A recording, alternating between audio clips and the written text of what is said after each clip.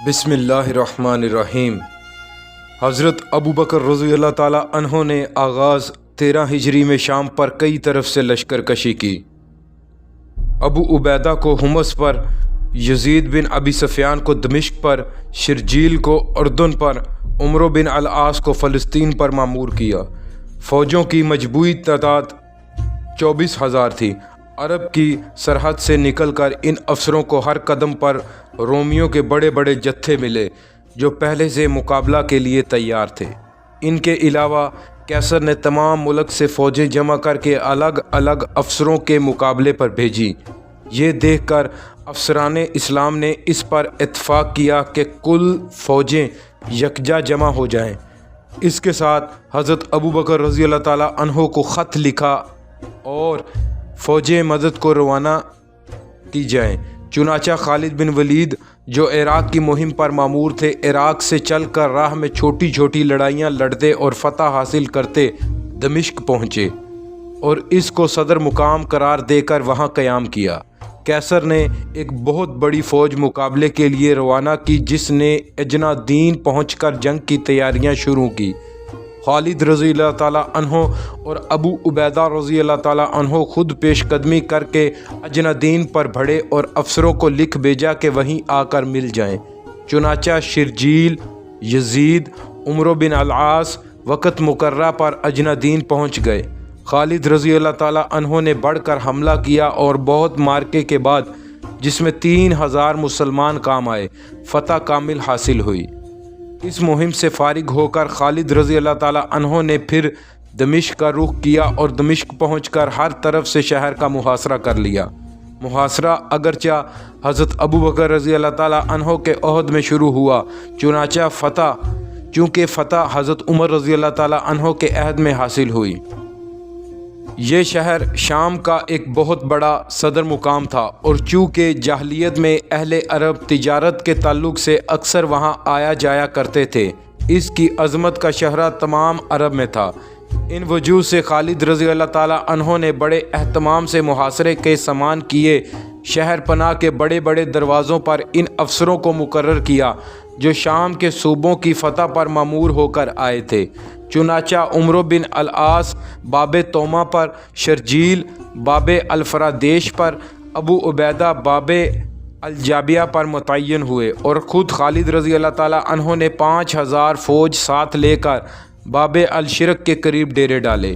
मुहासरे की सख्ती देखकर ईसाई बहुत हिम्मत हारे जाते थे, खुसूसन इस वजह से कि इनके जासूस जो दरियाफ्त हाल के लिए मुसलमानों की फ़ौज में आते थे, आकर देखते थे कि तमाम फ़ौज में एक जोश का आलम है।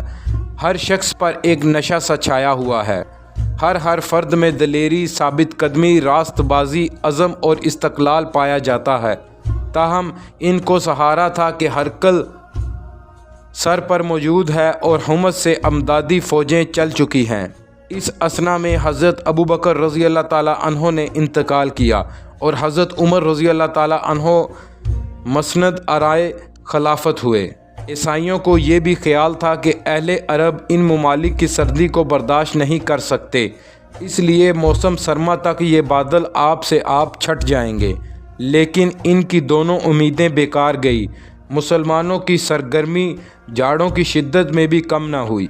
इधर खालिद रज़ी अल्लाह ताला अन्हो ने ज़ू अल-कलाह को कुछ फ़ौज देकर दमिश्क से एक मंजिल के फासले पर मुतय्यन कर दिया था कि इधर से मदद न आने पाए। चुनाचा हरकल ने हुमस से जो फ़ौजें भेजी थीं वहीं रोक ली गईं। दमिश्क वाले अब बिल्कुल मायूस हो गए। इसी असना में इत्तफाक से एक वाक़या पेश आया जो मुसलमानों के हक़ में ताईद गैबी का काम दे गया। यानी बतरीके दमिश्क के घर में लड़का पैदा हुआ जिसकी तकरीब में तमाम शहर ने खुशी के जलसे किए और कसरत से शराबें पी कि शाम से पढ़कर सो रहे। खालिद रज़ी अल्लाह ताला अन्हो रातों को सोते कम थे और महसूरीन की ज़रा सी बात की खबर रखते थे। इससे उम्दा मौका कहाँ हाथ आ सकता था। इसी वक्त उठे और चंद बहादुर अफसरों को साथ लिया। शहर पनाह के नीचे खंदक पानी से लबरेज थी। मश्क के सहारे पार उतरे اور کمند کے ذریعے سے دیوار پر چڑھ گئے۔ اوپر جا کر رسی کی سیڑھی کمند سے اٹکا نیچے لٹکا دی اور اسی ترکیب سے تھوڑی دیر میں بہت سے جانثار فصیل پر پہنچ گئے۔ خالد رضی اللہ تعالیٰ عنہ نے اتر کر پہلے دربانوں کو تہ کیا، پھر قفل توڑ کر دروازے کھول دیے۔ ادھر فوج پہلے سے تیار تھی۔ دروازے کھلنے کے ساتھ سیلاب کی طرح گھس آئی اور پہرہ کی فوج کو تہ کر دیا۔ عیسائیوں نے یہ رنگ دیکھ کر شہر پناہ کے تمام دروازے خود کھول دیے اور ابو عبیدہ سے ملتجی ہوئے کہ ہم کو خالد سے بچائیں۔ ابو عبیدہ رضی اللہ تعالیٰ عنہ اور خالد رضی اللہ تعالیٰ عنہ کا سامنا ہوا۔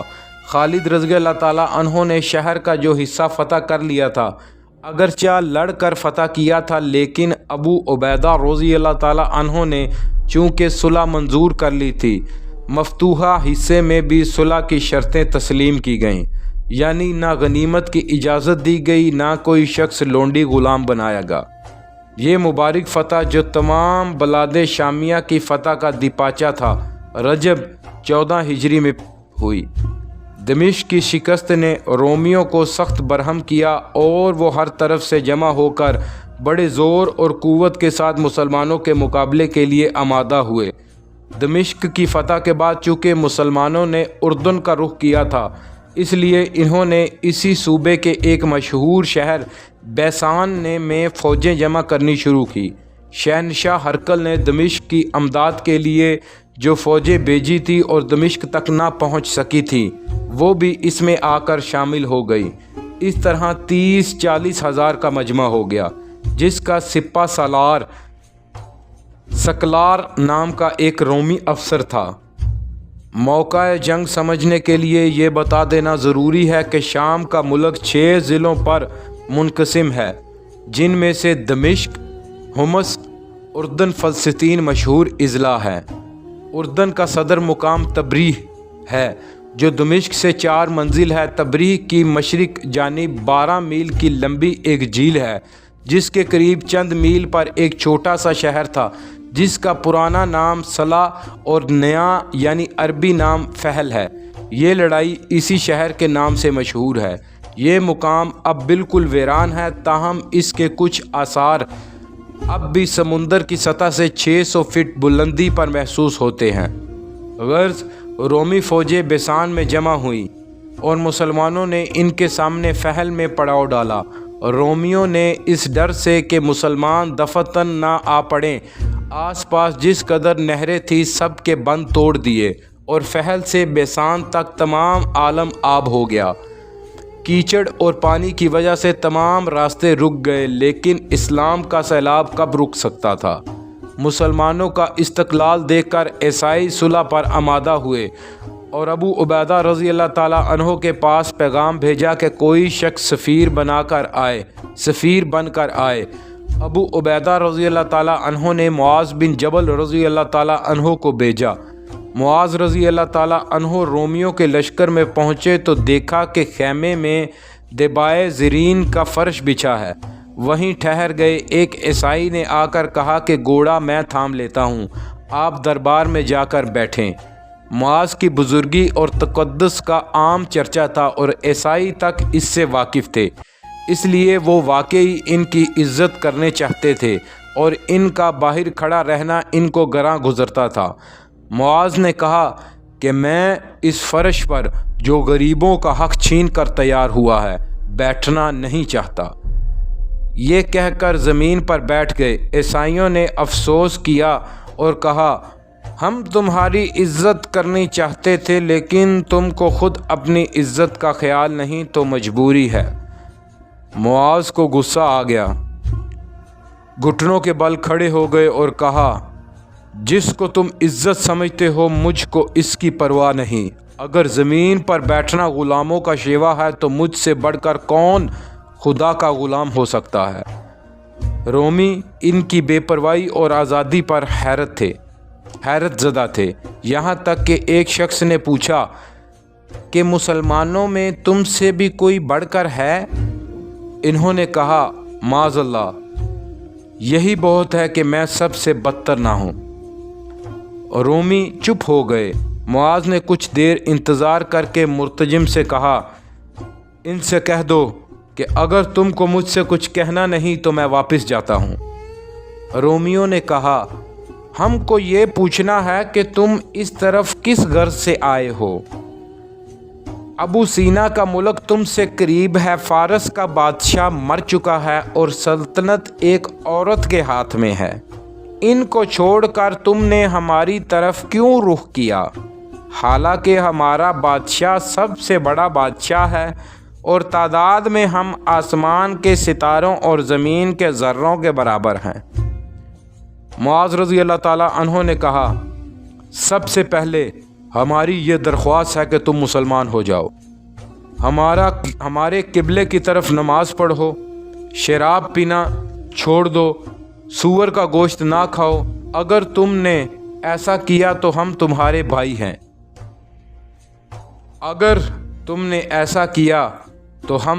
भाई हैं। अगर इस्लाम लाना मंजूर नहीं तो जजिया दो, इससे भी इनकार हो तो आगे तलवार है। अगर तुम आसमान के सितारों के बराबर हो तो हमको किल्लत और कसरत की परवाह नहीं। तुमको इस पर नाज है कि तुम ऐसे शहनशाह की राया हो जिसको तुम्हारी जानो माल का इख्तियार है, लेकिन हमने जिसको अपना बादशाह बना रखा है वो किसी बात में अपने आप को तरजीह नहीं दे सकता। अगर वो ज़िना करे तो इसको दुर्रे लगाए जाएं, चोरी करे तो हाथ काट डाले जाएं। वो पर्दे में नहीं बैठता, अपने आप को हमसे बड़ा नहीं समझता, मालो दौलत में इसको हम पर तरजीह नहीं।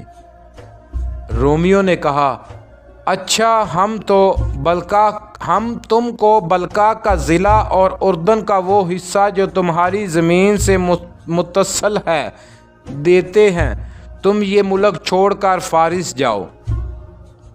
मुआज़ रज़ी अल्लाह ताला अन्हो ने इनकार किया और उठकर चले आए। रोमियो ने बराह रास्त अबू उबैदा रज़ी अल्लाह ताला अन्हो से गुफ्तगू करनी चाहिए, चुनाचा इस गर्ज से एक ख़ास कासिद भेजा। जिस वक़्त वो पहुंचा, अबू उबैदा रज़ी अल्लाह ताला अन्हो ज़मीन पर बैठे हुए थे और हाथ में तीर थे जिनको उलट पुलट कर रहे थे। कासिद ने ख्याल किया था कि सिपा सलार बड़ा जाहो जश्न रखता होगा और यही इसकी शनाख्त का ज़रिया होगा, लेकिन वो जिस तरफ आंख उठाकर देखता सब एक रंग में डूबे नज़र आते थे। आखिर घबरा कर पूछा, तुम्हारा सरदार कौन है? लोगों ने अबू उबैदा रज़ी अल्लाह ताला अन्हो की तरफ इशारा किया। वो हैरान रह गया और ताज्जुब से इनकी तरफ मुखातिब होकर कहा, दर हकीकत तुम ही सरदार हो? अबू उबैदा रज़ी अल्लाह ताला अन्हो ने कहा, हाँ। कासिद ने कहा, हम तुम्हारी फ़ौज को फ़ी कस 2 अशरफियाँ देंगे, तुम यहाँ से चले जाओ। अबू उबैदा रज़ी अल्लाह ताला अन्हो ने इनकार किया। कासिद बरहम होकर उठा। अबू उबैदा ने इसके तेवर देखकर फ़ौज को कमर बंदी का हुक्म दिया और तमाम हालात हज़रत उमर रज़ी अल्लाह ताला अन्हो को लिख भेजे। हज़रत उमर रज़ी अल्लाह ताला अन्हो ने जवाब मुनासिब लिखा और हौसला दिलाया कि साबित कदम रहो, खुदा तुम्हारा मददगार है। अबू उबैदा रज़ी अल्लाह ताला अन्हो ने इसी दिन कमर बंदी का हुक्म दे दिया था, लेकिन रूमी मुकाबले में ना आए।